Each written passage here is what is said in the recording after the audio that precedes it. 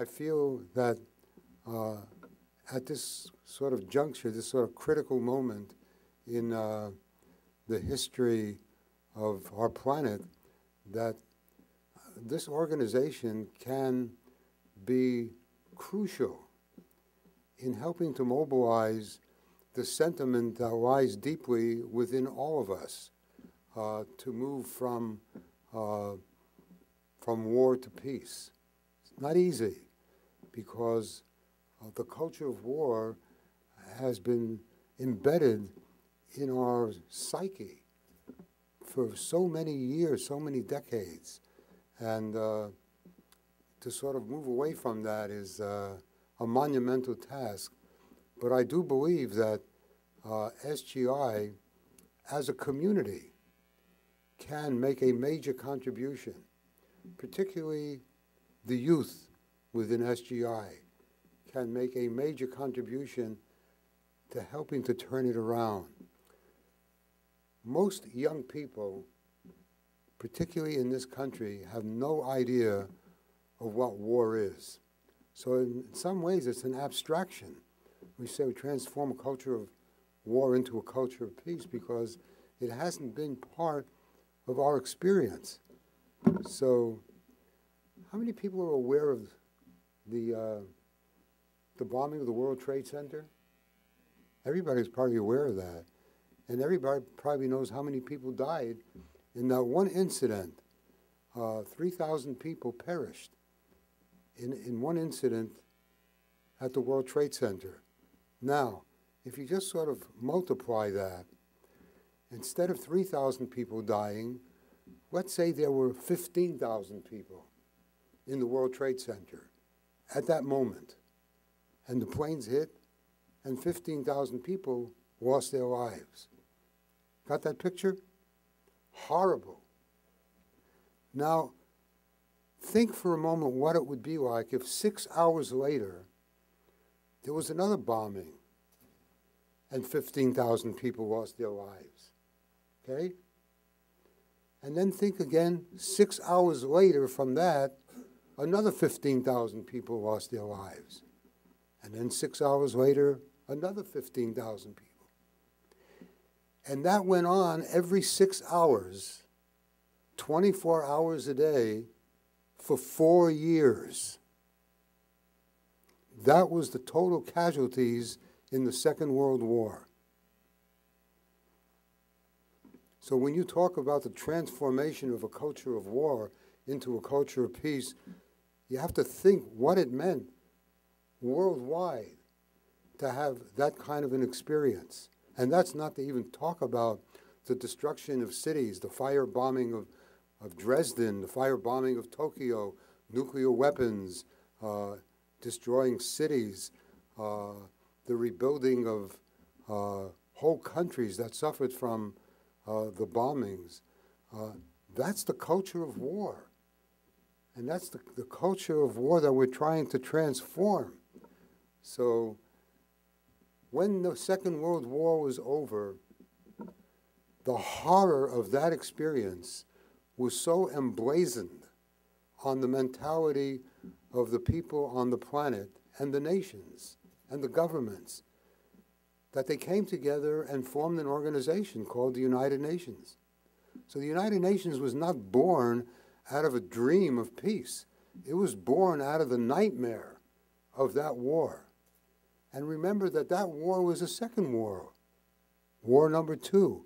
There was a First World War that killed millions of people almost entirely in Europe. And that system came out of another system that was essentially based on a culture of war called colonialism. Now, colonialism imprisoned whole nations of people. And the Western powers, England, France, Germany, Belgium, they imprisoned and owned chunks of real estate all over the world. And the cost of that to those countries is a legacy that still haunts the body of human beings on our planet. And that colonialism ended with the end of the Second World War in some ways. And as a result of ending that colonial system, the United Nations, which was formed by 51 countries in 1946, 1945, as a result of the ending of the colonial system, the UN grew until today. There are now 192 nations that are part of the UN system. The Charter of the UN indicates a path on how to transform a culture of war into a culture of peace. So many years ago, when I found out what the UN was and what it was doing and what its mission was, I decided that since most people didn't know anything about the UN or what it was doing, that one way that I, as an individual, could contribute to creating a culture of peace would be not only to support the United Nations, but to try to inform and educate people about what the UN is and what it does. It is not taught in the school system, so most people in our country do not know literally anything about the UN. The governmental structure and the media structure in our country does not paint the UN in a positive way, so that many people have a negative view of what the UN is. And as one of the first points in the program, which is to educate about peace, I think a good place to start in the education is to educate about what the UN is. Because here's an international organization, the only international organization that represents officially every single nation on earth, 192 nations officially represented in the UN. That's an incredible accomplishment, and it's an accomplishment that grew out of the whole history of humanity. There has never been an organization functioning for so many years that represented all of the nations on earth with a commitment to never allow future generations to experience the scourge of war.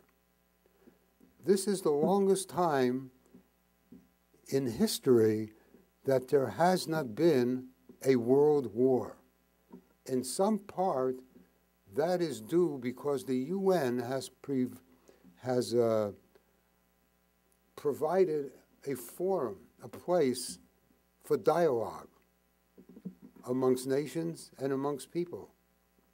And because it's provided that kind of a place for dialogue, it has prevented a major conflagration from taking place. It has not been successful in stopping other smaller wars, although it has tried. And probably it has as good a record of stopping some smaller wars as not being successful in other sort of wars. And some of that is due because most of the wars that are taking place today are wars within a country rather than wars between countries. And because of the UN Charter, it is very difficult for the UN as an international global institution to interfere in the internal affairs of a country. And sometimes,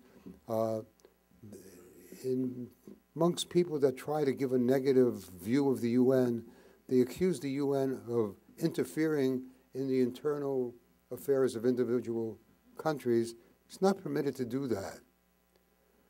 Having established the UN, however, it became clear to the people involved in the UN system that one had to do more than just have a charter commitment to prevent war.